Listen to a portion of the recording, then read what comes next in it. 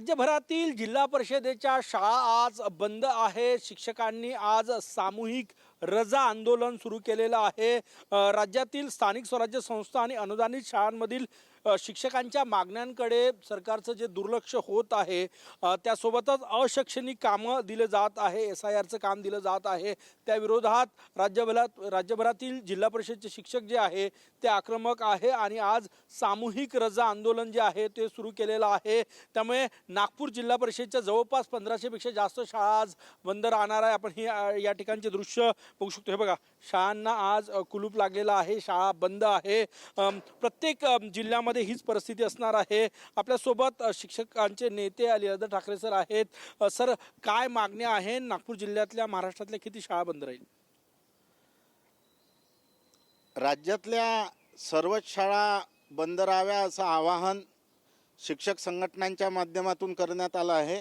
आमची प्रमुख मागणी आहे की TETच्या संदर्भात शासनाने जो घोळ घातला आहे की त्यावेळी जे निवड मंडळाची परीक्षा देऊन जे शिक्षक नोकरीवर रुजू झाले, आज 20-20, 30-30 वर्ष झालेल्या शिक्षकांना सुद्धा पुनश्च TET परीक्षा देण्याची सक्ती करण्यात येत आहे, अन्यथा नोकरीतून काढून टाकण्याची धमकी देण्यात येत आहे। या विरोधात आमचं आंदोलन आहे। सोबतच आज SIR किंवा BLOची जी अशैक्षणिक कामं आहे, ज्यात शिक्षकाला पूर्णतः गुंतवल्या गेल्या आहेत, शिक्षकाला शाळेत जाऊन शिकवायला वेळ नाही आणि म्हणून गोरगरिबांच्या मुलांचं शिक्षण वाचवण्यासाठी आज शिक्षकांनी रस्त्यावर उतरण्याचा निर्णय घेतला आहे। सर, तुमच्यावर कारवाई होणार आहे, आर्थिक कारवाई होणार आहे?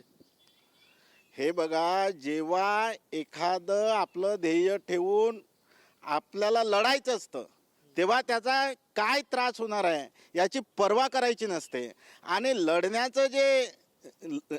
लढण्याचं जे काही मूल्य शिक्षक विद्यार्थ्यांना शिकवतो, आज जर त्याच्यावर अशी वेळ येत असेल की विद्यार्थ्यांच्या हितासाठी लढताना त्याचं आर्थिक नुकसान जर होत असेल तर त्यासाठी शिक्षकांची तयारी आहे। किती नागपूर जिल्ह्यातल्या शाळा बंद असणार? महाराष्ट्रभरात काय चित्र असेल?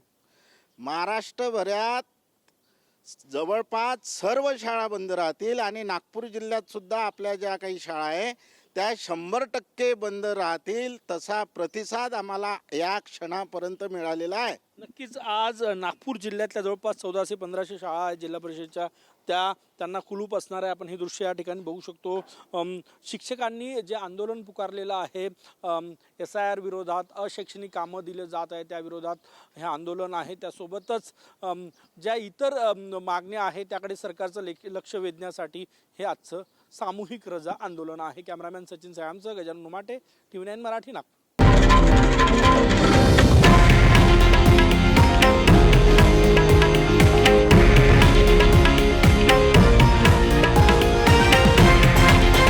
हे आहे देशातील नंबर 1 न्यूज नेटवर्क आणि आपण पाहत आहात TV9 मराठी, एकमेव।